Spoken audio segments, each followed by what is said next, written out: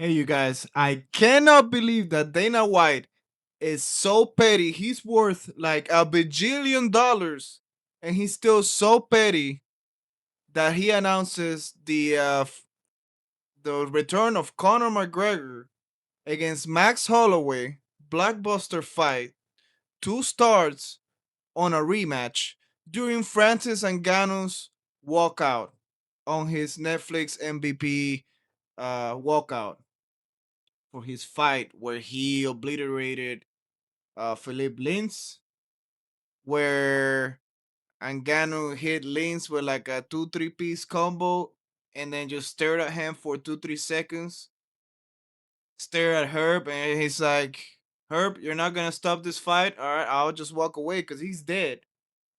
Herb Dean, he was dead. Why you waited so long, man? Thank God for Francis.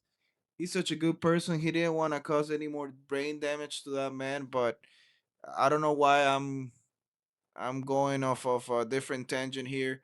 But back to the subject. Yeah, Conor McGregor is back against Max Holloway. And I was looking up some stats from the first fight and looking up some information for this upcoming rematch. And I found some stuff very funny. Very funny how life works.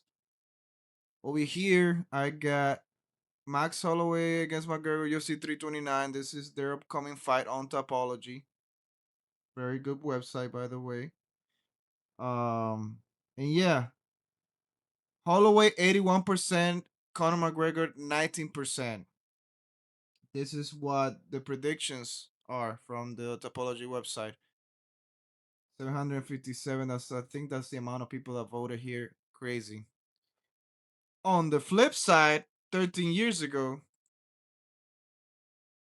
88% picked McGregor correctly. 12% picks Max Holloway. Max Holloway was 21 years old. McGregor was 3 years older, so he should have been like 24. McGregor was already a star that came from Cage Warriors, champ at Cage Warriors.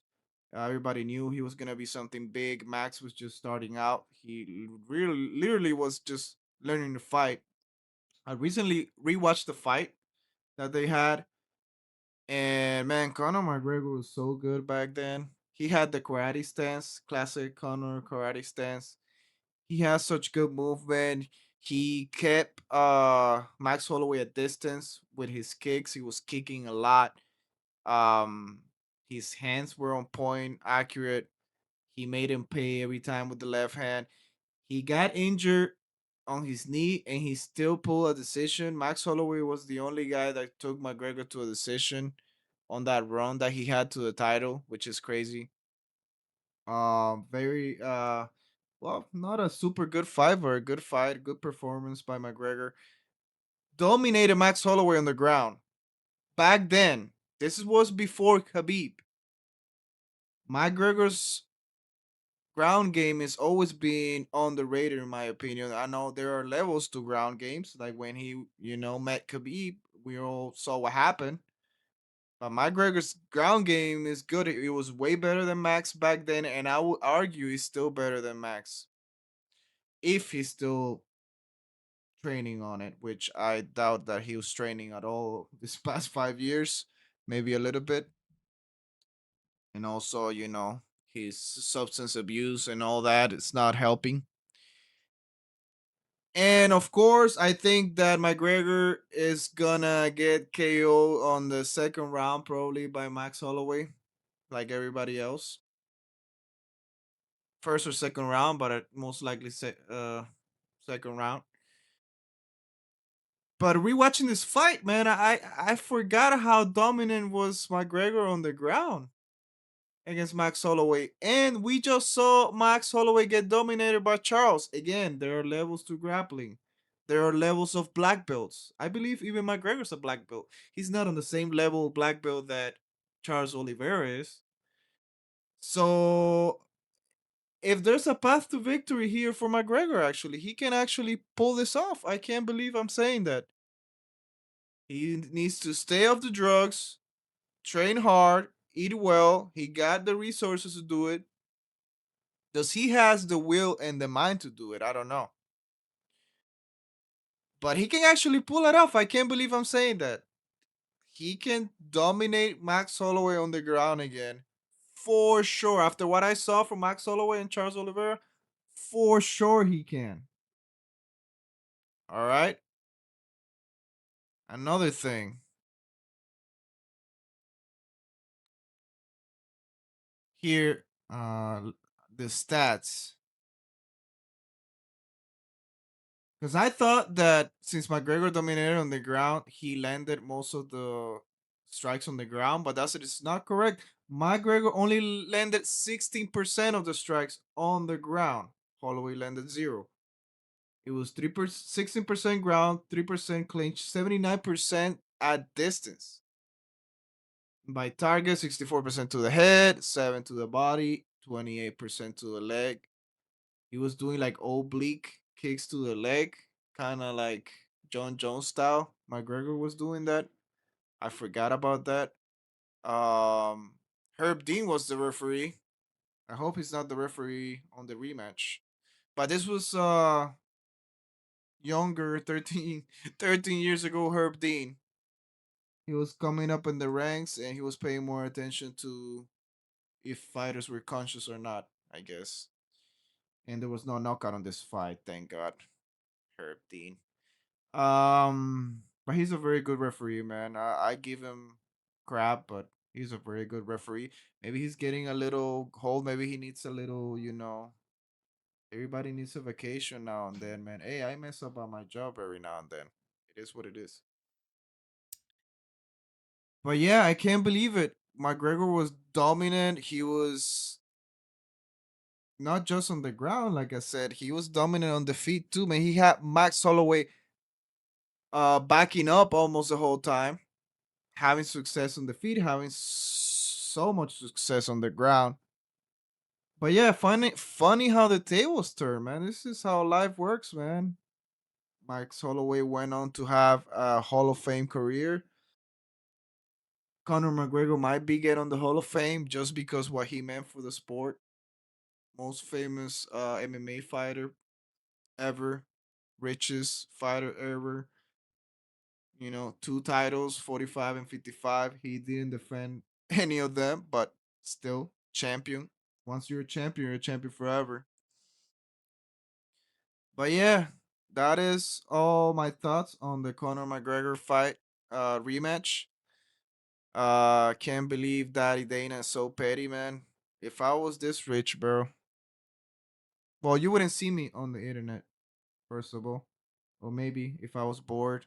Uh, but if I was that rich like Dana, man, I don't know. He spends 200K on a gift to the Nelk Boys.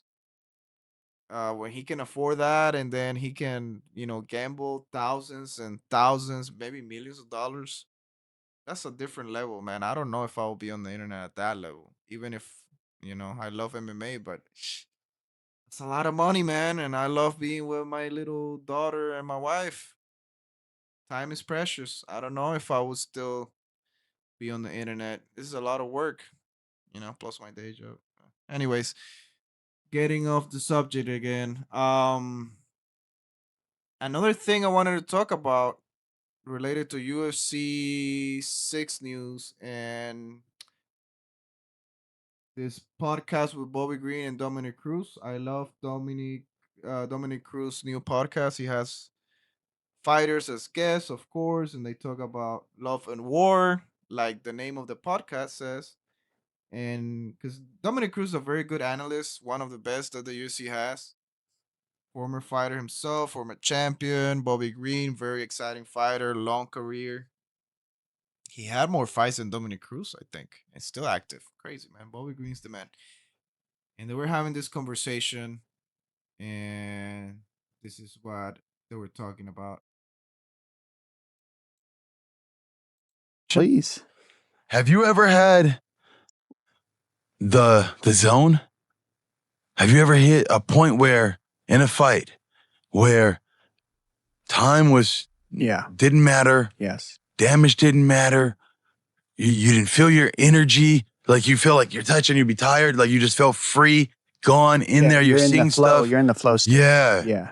You've had that? Oh yeah. How long did it take Happy you to get that before you felt like you had your first experience in a fight? And which one was that? Can you remember that time? first time I Yeah. felt that. First time I felt that, like at the high, like at a really high level, was probably fighting Scott Jorgensen for the when I merged the titles from The flow state, and then Bobby Green goes on to say that from now on he's not fighting for titles, he's not fighting for money, he's good on money, he's probably never gonna get to the title. So 155 is the toughest division. So he just wants to fight so he can chase that flow state because he loves fighting so much, and he loves being on that state where he can't do anything wrong. He's seeing everything in slow motion, which is very cool because we're gonna have that feature on UC 6 that a lot of people are complaining about. But I can't wait to use that. I can't wait to try it. I didn't play the beta. I play UFC 5 every time I stream UFC 5, in case anybody didn't know. And I seen the videos of people talking about the flow state. I can't wait to try that feature. I wonder if Bobby Green plays UFC 5, if he's gonna play UFC 6.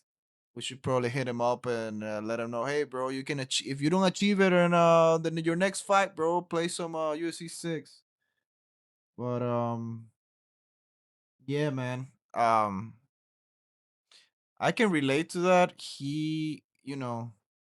Everybody can relate to that at your job, or being intimate with your women, whatever.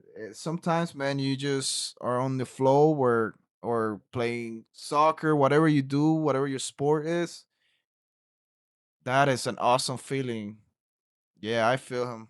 That is an awesome feeling where, yeah, you basically you're yeah, like he said, you're seeing everything in slow motion, and nothing can go wrong, and it's an awesome feeling. I don't know how that's gonna work on UC 6. We'll see. Is it gonna be one of those things where if you reach flow state, the fight is over? Is there no way to counter that? I doubt it. Maybe it's hard, but there should be a way to counter that flow state. We'll see. Uh but that is all my commentary for today. Like and subscribe if you like the video. Dislike if you don't like it. I don't care. I want that feedback too. Uh and yeah, peace.